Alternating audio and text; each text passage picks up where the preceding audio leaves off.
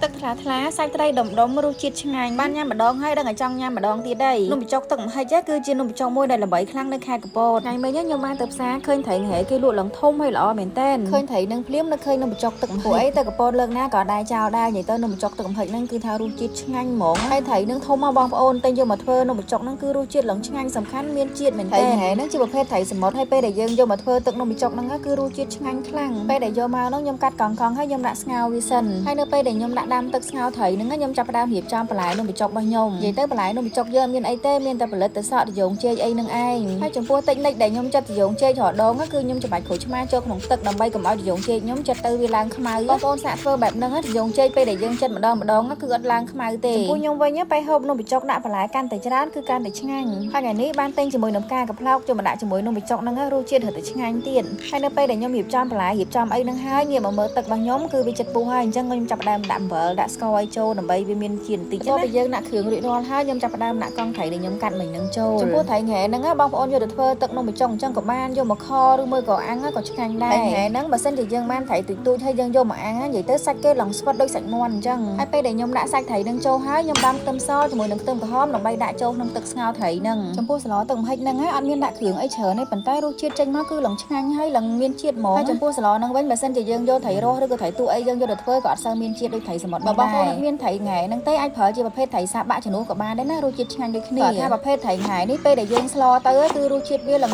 មានជាតិខ្លាំងហើយសំខាន់គឺសាច់វាឡើងស្វិតដូចសាច់មាន់អញ្ចឹងហើយវាអត់បែកសាច់ត្រីទៀតហើយចំពោះល្បាយវិញកុំចោលឲ្យសោះរឿងស្ពៃក្តោបនិយាយទៅដាក់ស្ពៃក្តោបហ្នឹងទៅគឺវាត្រូវជាតិគ្នាហ្មងមួយស្លទឹកម្ហិចហើយបើសិនជាបងប្អូនប្រើជាមួយនឹងល្ហុងខ្ចីក៏បានដែរនិយាយទៅក៏ល្ហុងដាក់មកល្បាយវារត់តែឆ្ងាញ់ទៀតតែដោយសារអ្នកផ្ទះខ្ញុំអត់សូវចូលចិត្តក៏ខ្ញុំអត់ប្រើតែចំពោះត្រីពេលដែលយើងស្ងោរឆ្អិនហើយគឺយើងស្រង់ចេញមកសិនដើម្បីយកមកបេះចំពោះសាច់ត្រីង៉ែហ្នឹងពេលដែលយើងស្ងោរទៅគឺសាច់វាស្វិតល្អអត់ផុយទេអញ្ចឹងហើយបានយើងយកមកធ្វើទឹកស្លហ្នឹងវាត្រូវគ្នាដោយសារតែយើងត្រូវការបេះសាច់ត្រីជាដុំបន្ទាប់មកខ្ញុំស្រង់ខ្ទឹមសខ្ទឹមក្រហមដែលខ្ញុំដាក់មិញហ្នឹងចូលមកដើម្បីយើងដាក់ទឹកបន្ថែមធ្វើជាទឹកស្លហើយខ្ញុំនិយាយមែនណាបងប្អូនហើយពេលដែលស្លហ្នឹងខណៈយើងដាក់ស្ងោរអត់មានដាក់គ្រឿងអីច្រើនផងគ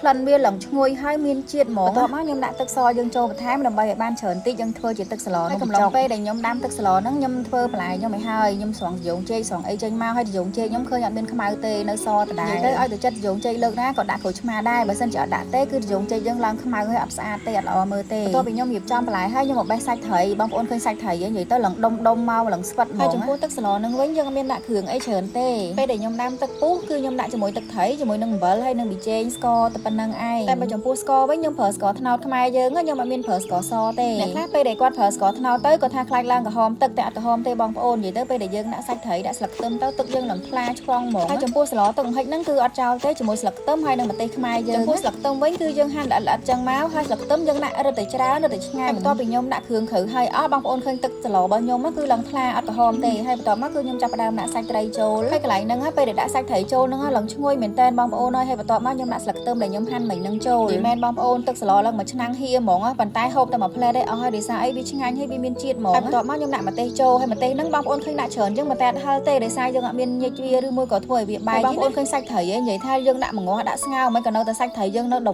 ំឡើងស្វិតហ្មងដូចសាច់មាន់ស្លទឹកម្ហិចរបស់ខ្ញុំថ្ងៃហ្នឹងរួចរាល់ហើយបងប្អូនទាំងអស់គ្នានិយាយទៅងាយធ្វើស្រួលធ្វើមែនតើសំខាន់គឺយើងប្រើត្រីសមុទ្រយើងប្រើត្រីសាបាក់ឬក៏ត្រីហែហ្នឹងនិយាយពីថាដួសដាក់ចានមកឡើងឈ្ងុយមែនតើបងប្អូនហើយពេលយើងលាយជាមួយនំបញ្ចុកហ្នឹងបានម្ទេសមកគ្រាប់ហ្នឹងដាក់ចូលមកនិយាយពីថាអូយឡើងជាតិហ្មងហើយបន្លែរបស់ខ្ញុំថ្ងៃនេះមានឡើងគ្រប់មុខបងប្អូននិយាយពីដាក់នំបញ្ចុកពីចង្វាយមកដាក់ទឹកនំមកនិយាយពីថាអូឆ្ងាញ់ខ្លាំងមែនតើបងប្អូនដែលឆ្ងល់ថាទឹកម្ហិចហ្នឹងគេធ្វើមិននិយាយទៅគឺគេអត់មានធ្វើអីច្រើនទេទឹកស្លអត់មានដាក់គ្រឿងច្រើនទេធ្វើដូចតែខ្ញុំធ្វើហ្នឹងទៅរសជាតិឆ្ងាញ់ហើយបងប្អូនបើសិនជាទិញបានត្រីហែហ្នឹងសាកធ្វើទឹកម្ហិចហ្នឹងមករសជាតិឆ្ងាញ់ខ្លាំងណាស់បងប្អូននិយាយពីថាសាច់ត្រីវិញគឺនៅឡើងដុំហ្មងឡើងស្វិតហ្មងអញ្ចឹងបងប្អូនដែលគាត់បានមើលវីដេអូហ្នឹងហើយបើចង់ហូបនំបញ្ចុកទឹកម្ហិចអីសាកធ្វើទៅអត់ចាំបាច់ទៅដល់កពតក៏បានដែរនិយាយទៅយើងអាចធ្វើខ្លួនឯងហូបបានស្រួលធ្វើទេហើយចំពោះស្លទឹកម្ហិចហ្នឹងពេលដែលយើងលាយជាមួយនំបញ្ចុកគឺយើងដាក់ទឹករៀងច្រើនជាងទឹកនំធម្មតាជាងទឹកការីទឹកអីអញ្ចឹងរសជាតិទឹកស្លហ្នឹងគឺយើងអត់ធ្វើដិតពេកទេយើងធ្វើរៀងឡំមកល្មមមានជាតិហ្មងអញ្ចឹងយើងត្រូវការទឹកស្លច្រើនអញ្ចឹងបងប្អូនដែលគាត់បានមើលហើយដែលគាត់ឆ្លាញ់ចូលចិត្តអីចាំជួយចុច like ចុច share ទាំងអស់គ្នាផងហើយខ្ញុំនឹងធ្វើមុខម្ហូបថ្មី